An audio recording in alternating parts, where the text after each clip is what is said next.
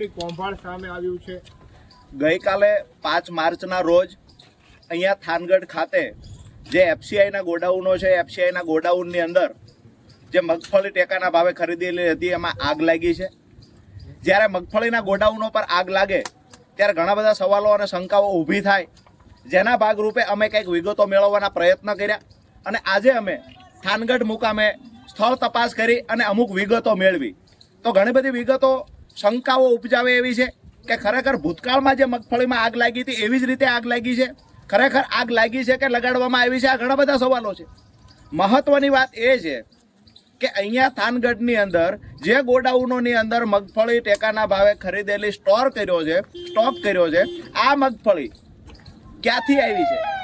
તો આ મગફળી દૂર દૂર દ્વારકાથી આવી છે, જામનગરથી આવી છે, અમરેલી, જુનાગઢ અને રાજકોટ એમ ટોટલ 5 જગ્યાએથી નાફેડ દ્વારા ગુજકો માસોલને કામ આપવામાં આવ્યું. ગુજકો માસોલે અલગ અલગ સૌરાષ્ટ્રના જિલ્લાઓમાં અલગ અલગ મંડળીઓને કામ આપ્યું અને આ મંડળીઓ દ્વારા જે મગફળી ખરીદવામાં આવી, આ મગફળી અહીંયા 250, 300, 350 કિલોમીટર દૂર થાનગઢ આવી અને સ્ટોક કરવામાં આવી. આ જ કંઈક પ્રશ્ન અને સવાલો ઊભા કરે છે.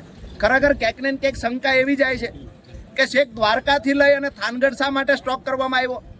છેક જામનગર અને અમરેલીથી થાનગઢમાં શા માટે સ્ટોક કરવામાં આવેલો?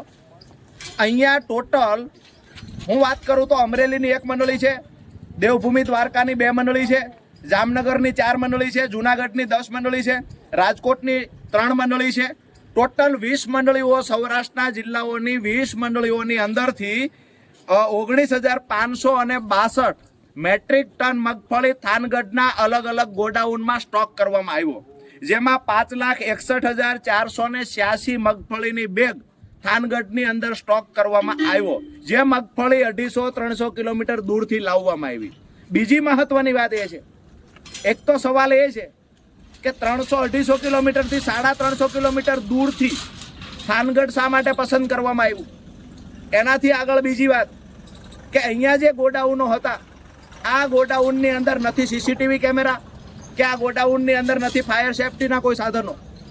તો ખરેખર CWCના અધિકારીઓની જવાબદારી ફિક્સ થતી. આ અધિકારીઓ શું કરતા હતા?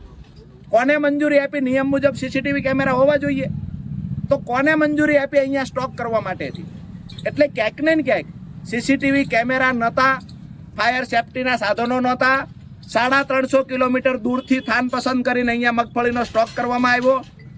એનાથી પણ હજુ શંકા ઉપજાવે એવી વાત છે કે હાઈ ટેન્શન લાઈન જ્યાંથી પસાર થાય છે એની નીચે ગોડાઉનની મંજૂરી જ ના મળે. તો હાઈ ટેન્શન લાઈનની નીચે ગોડાઉન કોને બનાવ્યું? અમને લાગે છે કે આ ગોડાઉન જ નિયમોની વિરુદ્ધ બનેલું છે. ક્યાંક ને ક્યાંક આ ગોડાઉનને જાણી જોઈ અને પસંદ કરવામાં આવ્યું હોય આવું અમને લાગે છે.